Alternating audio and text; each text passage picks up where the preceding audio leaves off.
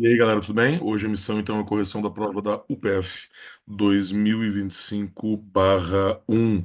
Vamos já compartilhar a prova. Tá aqui, estou fazendo direto lá do site da UPF. Tu tá vendo aqui a apresentação da prova, né? Processo seletivo verão de 2025. E vamos a 30 segundos de características dessas provas, né?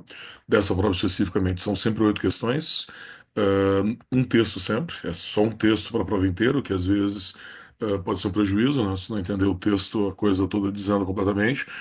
O texto sempre é um artigo jornalístico de muito boa qualidade, longo, complexo, questões polêmicas, originais e novidades, tá? A UPF é hoje frouxo, a prova de português entre as privadas do Rio Grande do Sul mais difícil. É aquela coisa que eu sempre digo em sala de aula, a UPF, para os nossos alunos aqui de Porto Alegre, é um plano B, tipo a PUC, o plano A nas privadas. Mas não quer dizer que teu plano B seja mais fácil do que o teu plano A. E nesse caso, a UPF dá de relho no vestibular da PUC. A prova é bastante mais complexa, cai muito mais conteúdo de uma forma bem mais difícil do que na PUC. Um score médio comum nesses vestibulares da UPF é 4/8. Aproveitamento de 50%. Na PUC jamais vai fazer isso. Se eu fizer 7, tu já acha que foi ruim. Não. 70%. Aqui, bah, por inexperiente, 4 é uma maravilha. Uma maravilha de frequência. Nesse texto, está vendo que o título regredir tecnologicamente também significa regredir civilizatoriamente. O cara vai fazer uma ponderação enorme, assim, um contraponto entre essas duas atitudes para concluir lá no final que a regressão a ferramentas mais antigas, arcaicas, é na realidade um véu, uma forma de mascarar a manutenção de estruturas de poder. E essa que é a ideia, correto? Ele menciona o pager lá que explode no Líbano, como se essas tecnologias pudessem ser mais seguras ou controláveis, e na realidade, até pelo contexto do terrorismo, não são. Então, toda a questão da tecnologia regride para tecnologias antigas, mas ainda assim as estruturas de poder se mantêm. Tá? Então, agora eu vou fazer a correção, alternativa por alternativa, vou te dar o gabarito, vou dizer sobre o que que é a questão, e te mostrar as erradas. A questão número um é uma questão de interpretação de texto. Tá? São 4 alternativas, e por que que a primeira ela vai estar errada? Ah, não, o regresso tecnológico não é buscar segurança em ferramentas mais antigas. Essas ferramentas são manipulações do poder e não segurança. A dois, esse é um foco central do texto. A regressão a tecnologias mais antigas é o foco da crítica do cara. Tá? Então não pode estar associado a coisas positivas. Vejam a dois. Por ser uma tentativa de escapar dos riscos trazidos pela sofisticação tecnológica, pode ser, mas pode representar uma desconstrução do progresso. Esse que é o problema, correto? Depois, no final do texto, quando ele fala sobre a saúde, a gente não pode mais abdicar de métricas, por exemplo, que a tecnologia nos dá, porque elas são mais seguras do que as tecnologias mais arcaicas. Então, a 2 está certo. Não é uma solução efetiva contra o avanço de tecnologia. O texto não fala sobre isso, é o contrário, correto? Não é uma solução efetiva. É um problema de imaginar que elas serão mais confiáveis do que as tecnológicas. Então, a 3 está errada e a 4 pode gerar uma nova forma de manipulação e controle enquanto as pessoas têm a ilusão de descanso ou segurança. Isso é o resumo do texto, é o foco do texto, é o argumento do texto, é a tese do texto. Então, se tu não concordou com a 4 é porque tu não entendeu o texto, correto? Porque justamente é tudo isso, isso é a regressão tecnológica e a regressão civilizatória, que seria uma falsa sensação de segurança e de descanso, enquanto a pessoa segue manipulada. Então, o gabarito da letra D vão estar corretas aqui apenas a 2 e a 4. Beleza? Beleza. Então tá, agora vamos ver. Questão 2, nova questão de interpretação de texto, e talvez mais fácil do que a 1. Ó, na primeira, o gabarito aqui da 2 vai dar justamente a letra A. Defende que o retorno à tecnologias arcaicas pode, paradoxalmente, aumentar os riscos de manipulação e controle. Essa é a tese que tu respondeu na 4 lá. Não é bom mudar para essas coisas, pelo contrário, se submeter talvez a novos tipos de controle. Então o gabarito é A. E que a B está errada? O retrocesso não é solução, correto? Nunca o cara diz isso o texto inteiro. O retrocesso é um problema, tá? É uma nova forma de manipulação provável. Na C, ele demonstra preocupação com a crescente confiança nas tecnologias modernas. Não, é o retorno às tecnologias mais antigas. As perguntas são sempre iguais.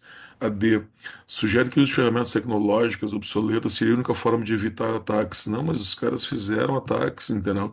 Talvez não cibernéticos, mas Cibernéticos, os caras não mencionam. A letra E, viu o retrocesso tecnológico como uma tendência positiva? Não, é negativa.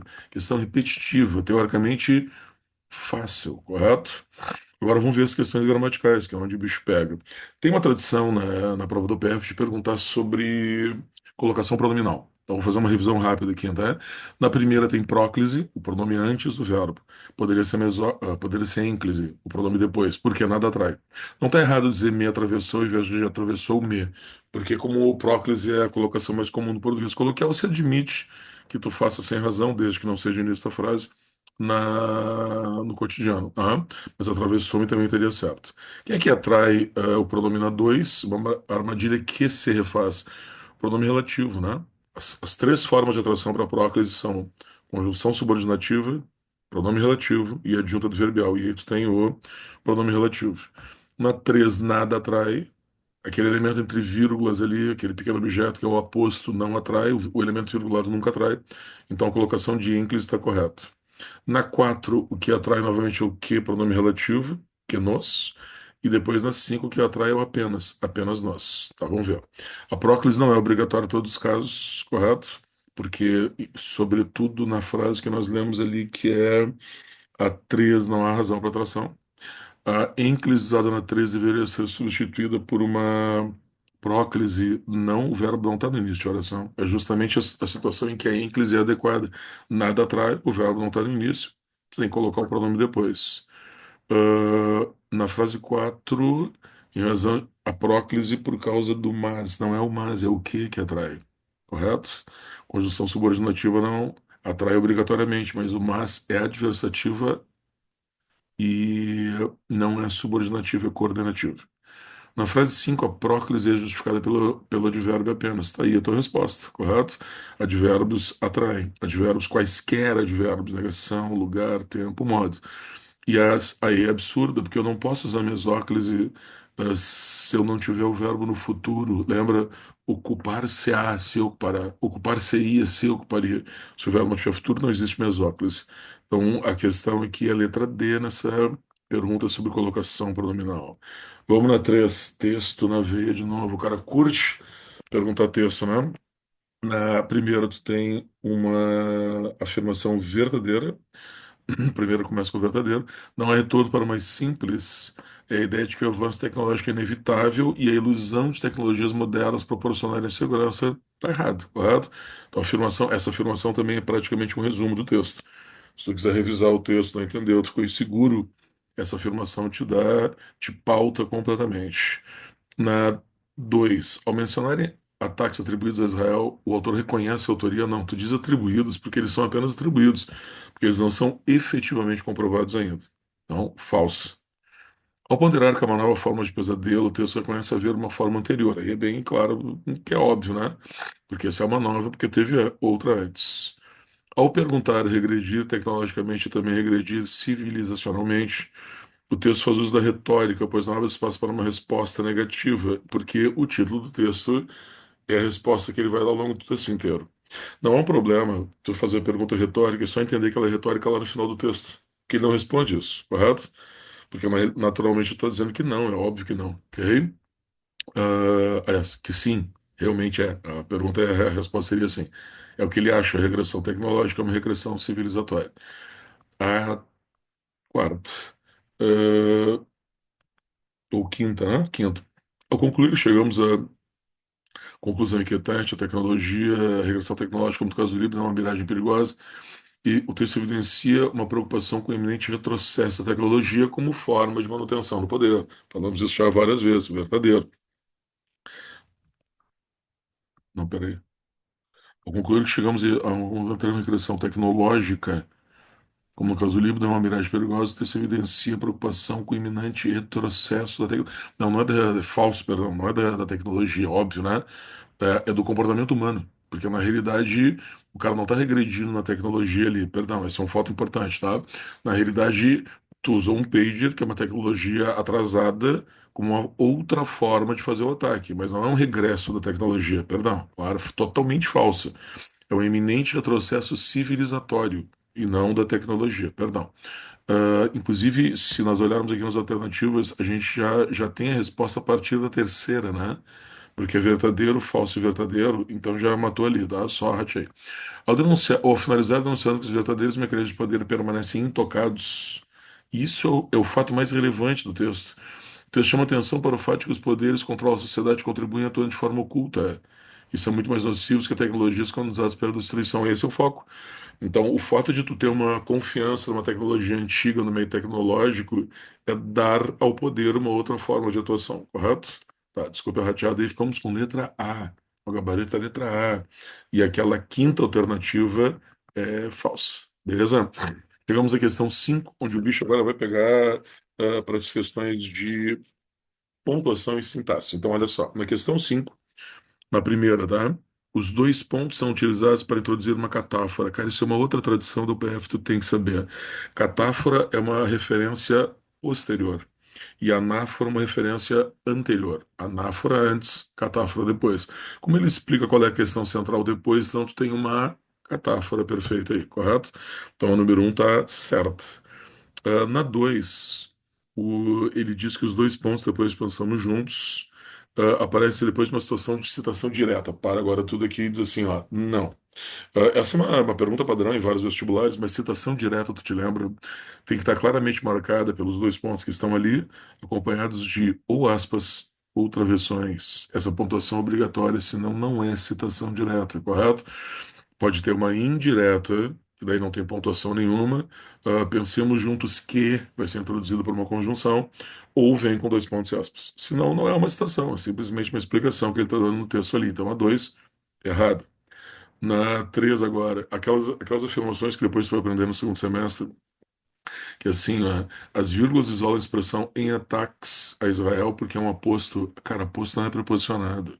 Tipo, não precisa nem voltar pro texto, pode botar a mão no fogo, eu garanto. Tá maluco marcar como alternativa uma expressão preposicionada como aposto. Isso é uma adjunta adverbial, jamais vai ser um aposto, correto? Errada 3. A 4. Tu vê que na saúde, vírgula, ele diz que é um adjunto adverbial curto deslocado. Essa é a definição perfeita do adjunto adverbial curto deslocado. Até duas palavras. Certíssima. E a URSS utiliza esse na saúde, tirando a pontuação. É uma pontuação opcional, correto? E a quinta, onde ele diz que os dois pontos são indicados para usar uma relação de causa e efeito, que mostrando que o risco é a consequência da ideia mencionada. Ele diz assim, ó, essa ideia de que o artigo pode ser mais seguro carrega um risco profundo, o de inaugurar uma nova era de descanso, correto? Mas não é causa e efeito, é uma explicação. Tipo, o de inaugurar é um aposto, é uma oração apositiva. Vamos aprender isso aí para aquele risco, né? Então não pode ser causa e efeito se é um aposto. Então a 5 está errada. Ficamos com um e 4. O gabarito aí é a letra C. Finalizando, figuras de linguagem na 6. Questão também absolutamente padrão da UPF. Tá? Ele diz que quando é um exemplo de metáfora, quando o desespero, pois compara o desespero a um eco, sugerindo que ele ressoa em diferentes contextos da sociedade. Acho que não é uma comparação entre o desespero e o eco, não. Não é tipo assim, é quando, como o desespero. Lembra que uma das formas de saber se é metáfora não é o retorno numa conjunção comparativa para a frase que não cabe ali, correto? Tu talvez até possa dizer que tem um sentido conotativo da palavra quando, mas não é a metáfora com desespero. Essa aí para mim é a mais difícil de todas, tá? Porque na B, por exemplo, ele diz que tu tem um como, que é uma comparação que caracteriza uma antítese. Se a comparação não pode ser antítese, né? Ou é uma coisa ou é outra coisa. É outra alternativa contraditória. Na C, uma armadilha que se refaz à simplicidade mais cruel é o exemplo de hipérbole não cruel quando é um exagero. Quando eu digo que é mais cruel do que alguma coisa ou menos cruel do que alguma coisa, é uma comparação. A hipérbole é aquele exagero. Já te disse mil vezes o que é uma hipérbole. Isso é um exagero. Na letra D, essa ideia de que o antigo pode ser mais seguro, essa ideia de segurança é um paradoxo. Não, porque não tem nenhuma contradição ali, o antigo ser seguro, entendeu? Não é uma frase sem essa conotação paradoxal. E finalmente, na letra E, que a gente vai ter resposta, retornar a um tempo anterior e miragem ilusória. Aí a gente tem o chamado pleonasmo, que estudamos a prolixidade recentemente, né? Miragem já é uma ilusão e retornar tem que ser uma coisa anterior, correto? Questão bem simples, nós sofremos e aí o cara nos deu a resposta mais fácil. Questão 7, questão sobre classes gramaticais, também absolutamente padrão.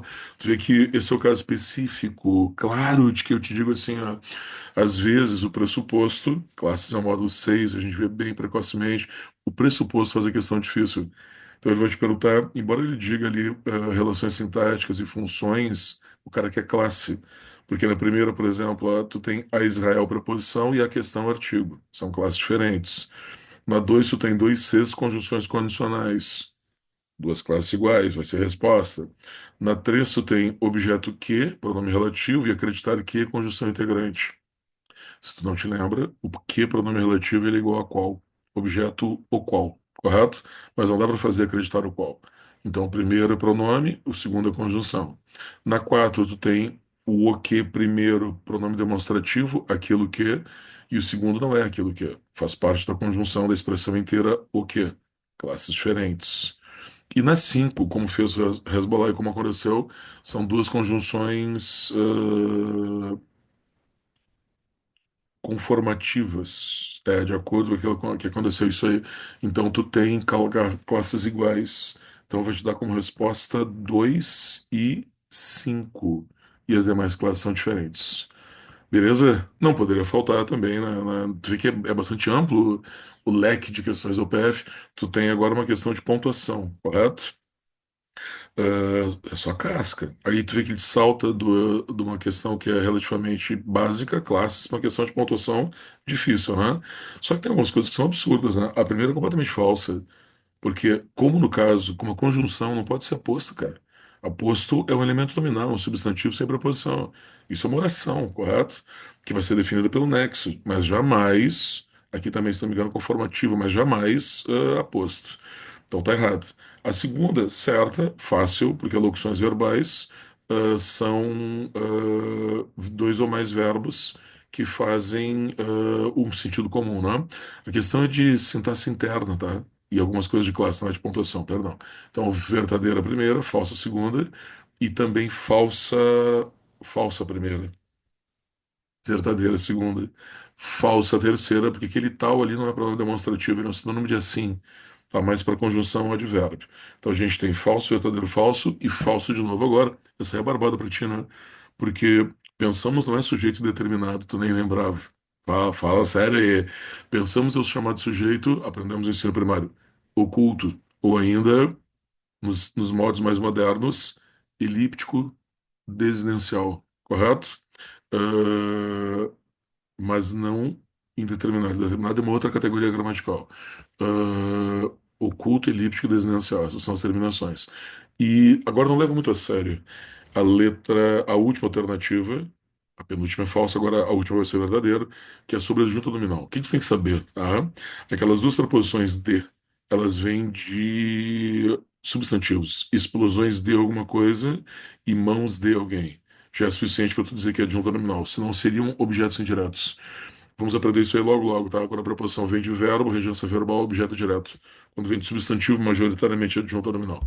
A diferença de um nominal como é nominal não vai ser relevante. O que interessa é que a regência é nominal, por isso adjunto ad nominal. Então o gabarito aqui é a letra B, ok? É cascuda essa prova do PF, hein? Não te aventura se não estudou, correto? Então, tu pode pedir ajuda para mim quando quiser. Aí, valeu, abraço. Tchau, tchau.